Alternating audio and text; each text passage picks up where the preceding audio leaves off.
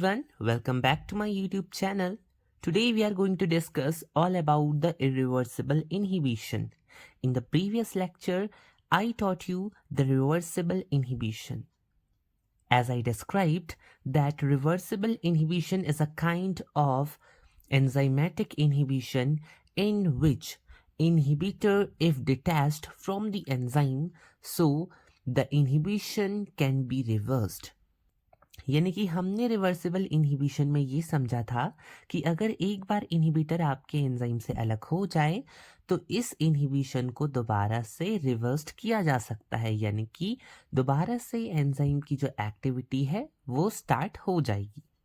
Because reversible inhibition में जिन inhibitors का आप यूज करते हो वो सभी इनहिबिटर्स केवल और केवल एंजाइम की एक्टिविटी को डिक्रीज करते हैं।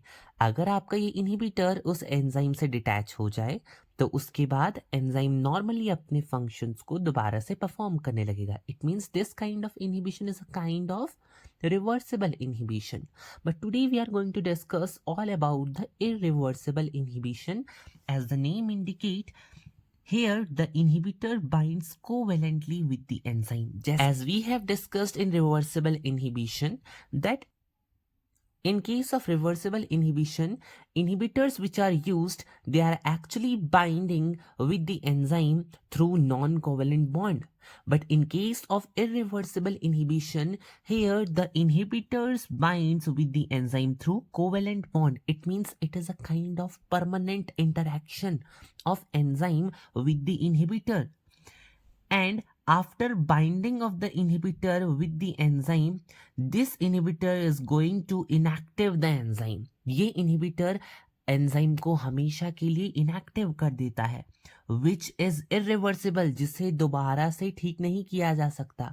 जैसे कि रिवर्सिबल कंडीशन में हमने ये पढ़ा था, क्योंकि आपके रिवर्सिबल इनहिबिशन में इनहिबिटर एंजाइम के साथ नॉन कोवेलेंट बॉन्ड के थ्रू जुड़ा हुआ था, जो कि एक वीक बॉन्ड होता है। तो अगर आपका इनहिबिटर एंजाइम से अलग हो जाए तो उस तरीके के इनहिबिशन को रिवर्स किया जा सकता था, लेकिन यहाँ पर इरिवर्सिबल इनहिबिशन में इनहिबिटर एंजाइम के साथ परमानेंट बॉन्ड बना रहा है कोवेलेंट बॉन्ड के थ्रू, तो यहाँ पर इनहिबिशन को रिवर्स किया ही नहीं जा सकता। अल्टीमेटली इनहिबिटर आपके एंजाइम के साथ हमेशा के लिए अटैच्ड रह जाएगा और अल्टीमेटली होगा क्या, आपका एंजाइम इनएक्टिव हो जाएगा। So these inhibitors are usually toxic substances that poisons the enzyme, यानी कि ये इनहिबिटर एक्चुअल में टॉक्सिक सब्सटेंसेस की तरह काम करते हैं और एंजाइम के लिए एक पॉइजन की तरह काम करते हैं, एंजाइम के लिए एक जहर की तरह काम करते हैं और उन्हें हमेशा के लिए इनएक्टिव कर देते हैं। चलिए इन्हें एग्जाम्पल से समझने की कोशिश करते हैं। As you can see in the first example, iodoacetate is the irreversible inhibitor. आयोडोएसीटेट एक इरिवर्सिबल इनहिबिटर होता है दो एंजाइम्स के लिए, जैसे कि पेपिन और ग्लिसरल्डिहाइड 3 फॉस्फेट डिहाइड्रोजिनेज दो एंजाइम हैं।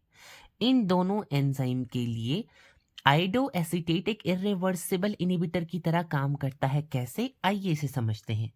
Iodoacetate combines with the sulfhydryl groups at the active site of these enzyme and makes them inactive. यानी कि आयोडोएसीटेट आपके इन दोनों एंजाइम की एक्टिव साइट पर प्रेजेंट सल्फ हाइड्रल ग्रुप से बाइंड हो जाता है, और क्योंकि जब वो सल्फ हाइड्रल ग्रुप से बाइंड हो रहा है तो वो कोवेलेंट बॉन्ड के थ्रू बाइंड हो रहा है, इस वजह से यहाँ पर आपका ये आयोडोएसीटेट इन एंजाइम के साथ परमानेंट बॉन्ड बना देगा, which is a kind of inhibitor. क्योंकि यहाँ पर इनहिबिटर ने एंजाइम के साथ कोवेलेंट बॉन्ड बनाया है तो अब ये परमानेंट बॉन्ड बन चुका है। अब इनहिबिटर को एंजाइम से अलग नहीं किया जा सकता, सो अल्टीमेटली आपका ये एंजाइम inactive हो जाता है in the presence of iodoacetate, which is a kind of irreversible inhibitor. Now, second example, which is diisopropyl fluorophosphate.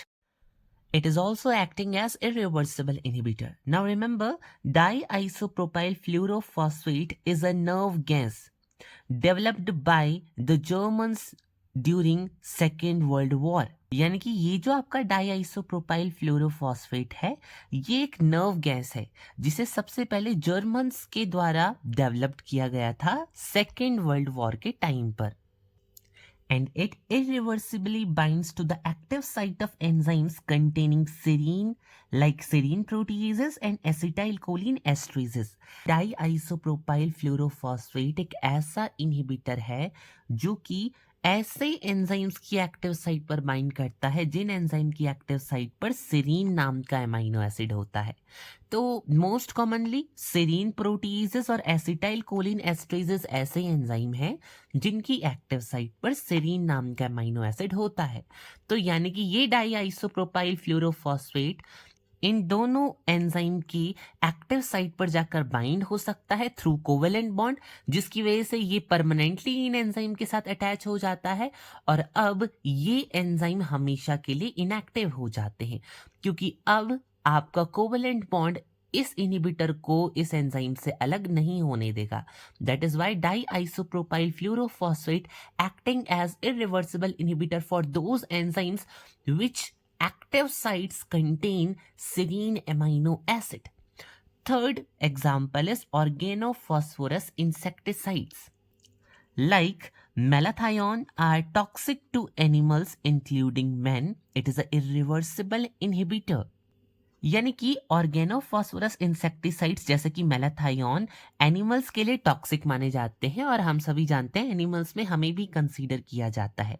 Actually ये ऑर्गेनोफॉस्फोरस इंसेक्टिसाइड्स इरिवर्सिबल इनहिबिटर की तरह काम करते हैं। कैसे, आइए समझते हैं। It blocks the activity of acetylcholine esterase, यानी कि ये आपकी बॉडी में एक एंजाइम होता है जिसे कहा जाता है एसिटाइलकोलिन एस्ट्रेज, जो कि नर्व कंडक्शन के लिए बहुत ज्यादा एसेंशियल माना जाता है। उस एंजाइम की एक्टिविटी को ये ऑर्गेनोफॉस्फोरस इंसेक्टिसाइड्स इनएक्टिवेट कर सकते हैं। यानी कि ऑर्गेनोफॉस्फोरस इंसेक्टिसाइड्स एसिटाइलकोलिन एस्ट्रेज के एक्टिव साइट पर जाकर कोवेलेंट बॉन्ड बना देते हैं और उन्हें हमेशा के लिए इनएक्टिव कर देते हैं। अब क्योंकि एसिटाइलकोलिन एस्ट्रेज इनएक्टिव हो चुका है तो जो इसका काम था नर्व कंडक्शन करवाना वो ये अच्छे से करवा नहीं पाएगा, which resulting in paralysis of the vital body function, जिसकी वजह से आपकी बॉडी के बहुत ज़्यादा जो इंपॉर्टेंट वाइटल फंक्शंस होते हैं उनमें पैरालिसिस आपको देखने के लिए मिलेगा। Next example is disulfiram. It is a drug used in the treatment of alcoholism, यानी कि डाइसल्फिराम एक ऐसी ड्रग है जो कि एक इरिवर्सिबल इनहिबिटर की तरह भी काम करती है, लेकिन इस ड्रग का यूज किया जाता है एल्कोहलिज्म के ट्रीटमेंट के लिए। यानी कि जो लोग बहुत ज्यादा एल्कोहलिक होते हैं उनकी इस एल्कोहलिज्म की प्रॉब्लम को ट्रीट करने के लिए डाइसल्फिराम ड्रग का यूज किया जाता है। Now how it is acting as irreversible inhibitor, now let's see. It irreversibly inhibit enzyme aldehyde dehydrogenase. ये आपके लिवर में प्रेजेंट एल्डिहाइड डिहाइड्रोजिनेज नाम के एंजाइम को इरिवर्सिबली यानी कि हमेशा के लिए इनहिबिट कर देता है। नोट पॉइंट ये है that alcohol addicts when treated with disulfiram become sick due to accumulation of acetaldehyde leading to alcohol avoidance। यानी कि अल्कोहल से एडिक्ट जो पेशेंट्स होते हैं उनको ट्रीट करने के लिए जब डाइसल्फिराम दी जाती है तो इस डाइसल्फिराम की वजह से उन पेशेंट की बॉडी में एसिटल्डिहाइड इकट्ठे होने लगते हैं और ये एसिटल्डिहाइड के जो मॉलिक्यूल्स होते हैं बहुत ज़्यादा टॉक्सिक माने जाते हैं जो कि पेशेंट को सिक कर सकते हैं और अल्टीमेटली पेशेंट की अल्कोहल इनटेक करने की जो टेंडेंसी है उसे डिक्रीज कर देते हैं, यानी कि पेशेंट खुद ही अल्कोहल को अवॉइड करना स्टार्ट कर देगा। अब ये कैसे होता है आइए इसे समझते हैं। जब आप अल्कोहल कंज्यूम करते हो तो वो आपकी बॉडी के एब्जॉर्प्शन के बाद आपके लिवर में जाता है और लिवर में सबसे पहले अल्कोहल को अल्कोहल डिहाइड्रोजिनेज नाम के एंजाइम की प्रेजेंस में एसिटल्डिहाइड में कन्वर्ट किया जाता है। नॉर्मली एसिटल्डिहाइड बहुत ज़्यादा टॉक्सिक माना जाता है तो आपके लिवर की जो हिपैटोसाइट सेल्स होती हैं वो इस एसिटल्डिहाइड को नॉन टॉक्सिक एसिटिक एसिड में कन्वर्ट करने के लिए एक एंजाइम का यूज करती है जिसे हम एल्डिहाइड डिहाइड्रोजिनेज कहते हैं।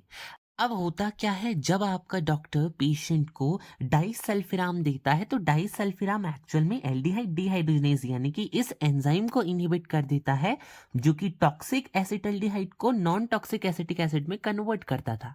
यानी कि अब होगा क्या, पेशेंट अल्कोहल लेता जाएगा और उसकी हिपैटोसाइट्स इस अल्कोहल को अल्कोहल डिहाइड्रोजनेज की प्रेजेंस में एसिटल्डिहाइड नाम के टॉक्सिक मॉलिक्यूल में कन्वर्ट करती रहेगी। लेकिन क्योंकि डाइसल्फिराम दी गई है तो अब ये एसिटल्डिहाइड एसिटिक एसिड में कन्वर्ट ही नहीं हो सकता क्योंकि ये एंजाइम हमेशा के लिए इनहिबिट हो गया है। तो अब वो जो अल्कोहलिक एडिक्ट पर्सन है या पेशेंट है उसकी बॉडी में ये एसिटल्डिहाइड इकट्ठा होने लगेगा, वो सिक होने लगेगा। अल्टीमेटली वो उस अल्कोहल को ही लेना छोड़ देगा जिसकी वजह से वो सिक होता जा रहा है। That is why disulfiram is a drug as well as irreversible inhibitor which is used in the treatment of alcoholism. I hope I am clear up to this. Next example is penicillin antibiotics.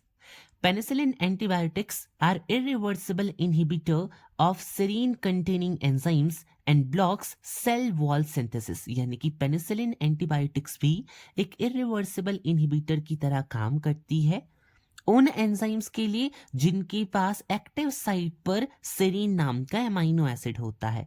और जैसे ही उन enzyme के साथ ये penicillin antibiotic नाम का irreversible inhibitor bind होता है तो ये उस बैक्टीरिया की सेल वॉल के सिंथेसिस को ब्लॉक कर देता है। इस वजह से पेनिसिलिन को एंटीबायोटिक यानी कि बैक्टीरिया के अगेंस्ट दिया जाता है क्योंकि ये बैक्टीरिया की सेल वॉल के सिंथेसिस को ब्लॉक करने का काम करता है।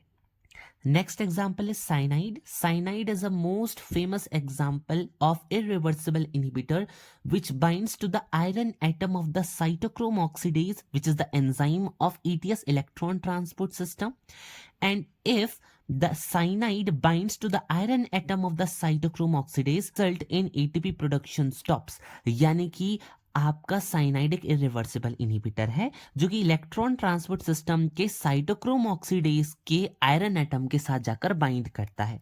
अब ये साइटोक्रोम ऑक्सीडेज एक एंजाइम है जिसकी एक्टिव साइट पर आयरन एटम है। इस आयरन एटम पर साइनाइड आकर बाइंड करता है कोवेलेंट बॉन्ड के थ्रू, यानी कि इरिवर्सिबली बाइंड हो चुका है। और जैसे ही साइनाइड यहां पर बाइंड होगा तो साइनाइड एक इनहिबिटर है, तो यानी कि वो साइटोक्रोम ऑक्सीडेज की एक्टिविटी को रोक देगा। क्योंकि इरिवर्सिबल है तो इस साइटोक्रोम ऑक्सीडेज का नॉर्मल काम था एटीपी बनाना। अब क्योंकि साइटोक्रोम ऑक्सीडेज को साइनाइड ने इनहिबिट कर दिया है तो एटीपी का प्रोडक्शन रुक जाएगा और फर्दर जो सेल्यूलर रेस्पिरेशन है वो भी रुक जाएगी।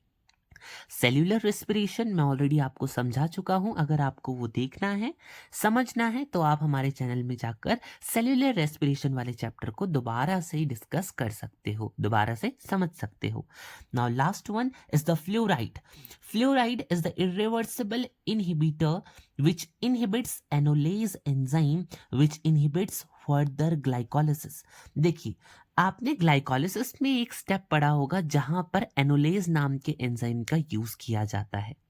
आप यहां पर देख भी सकते हो 2-फॉस्फोग्लिसरल्डिहाइड को जब फॉस्फोइनोल पायरुवेट में कन्वर्ट करना होता है तो वहां पर जो रिएक्शन चल रही होती है उसे एनोलेशन कहा जाता है और जिस एंजाइम का यूज किया जाता है उसे एनोलेज कहा जाता है। तो इस एनोलेज एंजाइम का काम होता है ग्लाइकोलिसिस के इस स्टेप को कंटिन्यू करवाना। लेकिन क्योंकि एनोलेज की एक्टिव साइट पर फ्लोराइड आकर बाइंड हो चुका है कोवेलेंट बॉन्ड के थ्रू, तो अब एनोलेज की जो एक्टिविटी थी वो इनहिबिट हो जाएगी हमेशा के लिए। अब क्योंकि एनोलेज अपनी एक्टिविटी परफॉर्म नहीं कर पा रहा है यानी कि अब ग्लाइकोलिसिस भी कंटिन्यू नहीं हो पाएगी। So this is the 9th reaction of the glycolysis. If The 9th reaction of the glycolysis inhibits or stopped, अगर आपकी 9वीं रिएक्शन जो ग्लाइकोलिसिस की मैंने आपको बताई अगर यही रिएक्शन इनहिबिट हो गई है, स्टॉप हो चुकी है, सो ग्लाइकोलिसिस कैन नॉट कंटिन्यू, यानी कि अब आपका ग्लाइकोलिसिस भी आगे कंटिन्यू नहीं हो पाएगा। So this is all about the irreversible inhibition. I hope आपको इरिवर्सिबल इनहिबिशन बहुत अच्छा लगा हो।